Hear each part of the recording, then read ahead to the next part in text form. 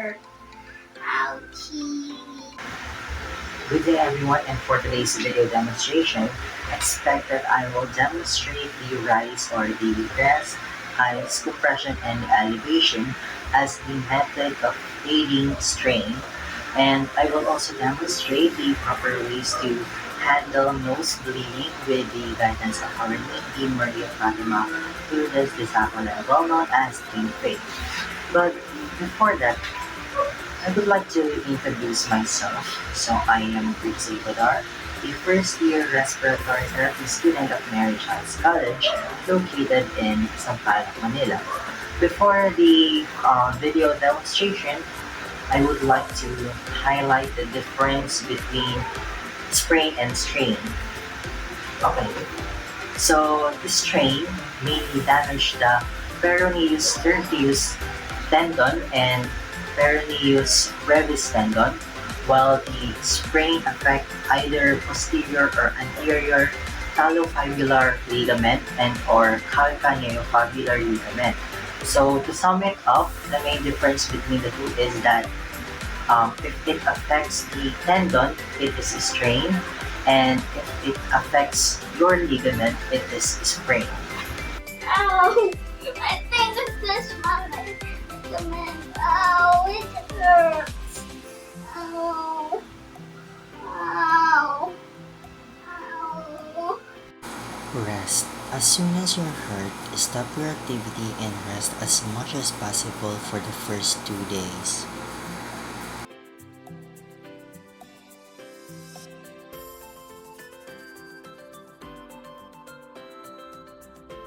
Ice is a tried and true tool for reducing pain and swelling. Apply an ice pack for at least 15 to 20 minutes every 2 to 3 hours during the first 24 to 48 hours after your injury.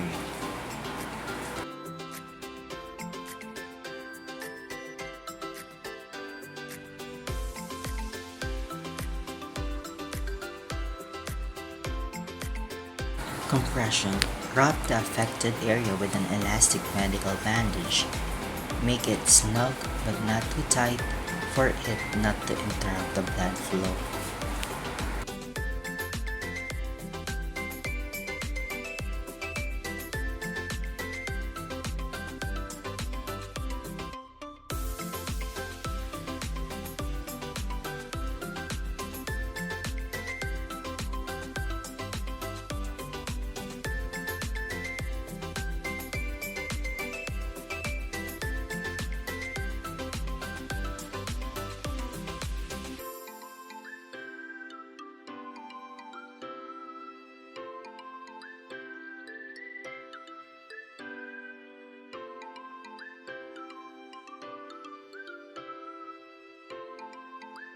To reduce the pain, throbbing, and swelling, raise the sore body part above the level of your heart. Based from the Center for Disease Control and Prevention, it is recommended that you keep the injured area raised whenever possible, even when you are not icing it.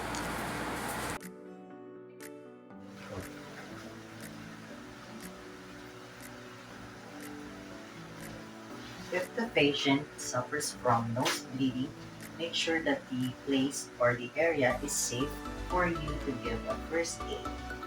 The next thing that you have to do is, because it deals with blood, we have to make sure that our hands is clean and make sure that we are wearing gloves in order for the patient not to contaminate us or other healthcare professionals. After wearing some basic PPEs like gloves as well as face masks, so we have to see the patient's consciousness level by asking them some basic questions like, what is your name? Alexa Badar. Okay. Her name is Alexa Badar. She is, how old are you? 9. 9. Okay. So we have to ask our patient to look down, and pinch his nose for 10 minutes. Can you pinch your nose for 10 minutes? Yes. You have to breathe using your mouth. Okay. And if the patient coughed blood or threw up blood, make sure to call 911 or other emergency response team that will arrive in the area to properly give the procedure.